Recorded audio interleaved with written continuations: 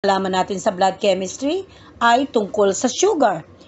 FBS at HbA1c ang ating dapat na tinitingnan, hindi lamang FBS. Ang FBS, ito ay ang present sugar. Ang HbA1c, ito yung nakaraang 3 buwan na history of cheating days mo ng sugar.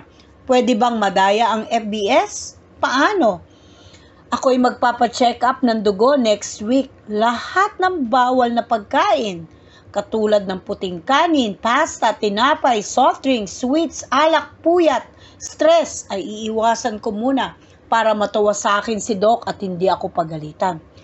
Pero wala kang lusot kay HbA1c. Ito ay history ng sugar mo for the past 3 months. Kaya importante, according to the diabetes guidelines, ay kunin natin pareho si FBS at HbA1c para makagawa ka agad ng diagnosis. Kung normal ka ba, nagsisimula ka, pre-diabetes, o diabetic ka na talaga. Ito ay magiging guide ng doktor kung anong gamot ang ibibigay sa'yo. Karaniwan, kung mataas ang diabetes, ay may 3 simptomas ito. Polyuria, ihi ng ihi sa gabi, higit sa 2 beses. Polyphagia, parating gutom. Polydipsia, parating uhaw. Ano ang mga komplikasyon kapag ang diabetes natin ay tumaas at hindi controlled? Una ay stroke, pangalawa ay heart attack, pangatlo ay lumabo ang mata or mabulag, pang-apat ay masirang tuluyan ng kidneys natin at mag-lead ito sa dialysis. Panglima naman ay humina ang pakiramdam ng mga ugat natin sa dulo ng daliri natin or sa paa, kaya ito ay nauuwi sa diabetic foot. At ang huli ay magkaroon ng tooth decay, mamaga ang gums. Ito ang mga stages ng pagkalala ng mga sugat na nagsimula sa paa sa isang diabetic na hindi controlled ang sugar. Namamanhid ito, tapos nagkakasugat sa paa na hindi nararamdaman. Karaniwan ay nagse-self-medicate ang pasyente hanggang lumalim ang sugat at umabot sa buto at mabulok. Napuputulan ng paa kaysa kumalat ang infeksyon sa buong katawan. Ito ang glycemic control algorithm. Ito ang sinusunod naming mga doktor para maibigay sa inyo ang tamang gamot para sa inyong diabetes. Ang una naming sinasabi ay lifestyle therapy. Ano ba yon? Nagbabawas ng timbang, sumusunod sa mga bawal na pagkain, binabawasan ang matatamis, ang carbs, pati ang mga matatabang pagkain.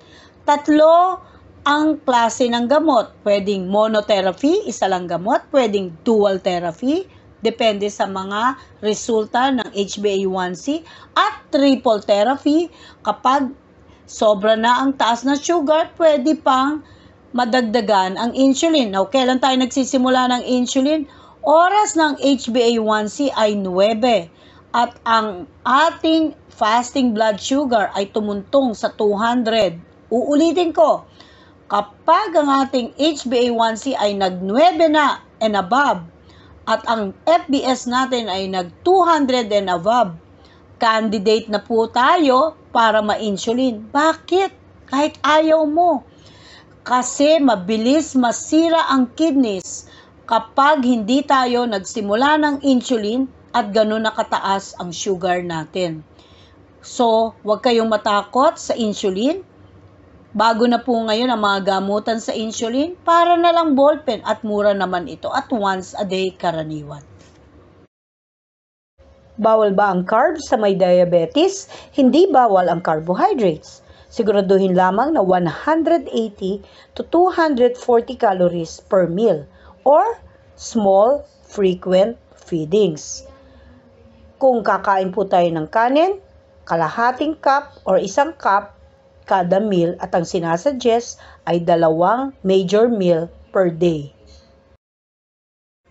Bawal ba ang prutas sa may diabetes? Hindi bawal ang prutas. Dahil naglalaman din ng carbohydrates, kaya nakakataas din ang sobrang madaming prutas ng blood sugar. Example po, ang mangga, kalahating pisngi hanggang isang pisngi lang. Ang banana, isa lamang. Ang lansones, 5 hanggang 7 piraso lamang. Gaano karaming carbs ba ang pwedeng kainin? Tingnan po natin at maging aware tayo sa dami ng calories. Ang brown rice po, sinasuggest po yan. Isang cup, 216 calories. 2 pieces ng wheat bread, 138 calories. Ang pandesal natin, 3 piraso, 120 calories.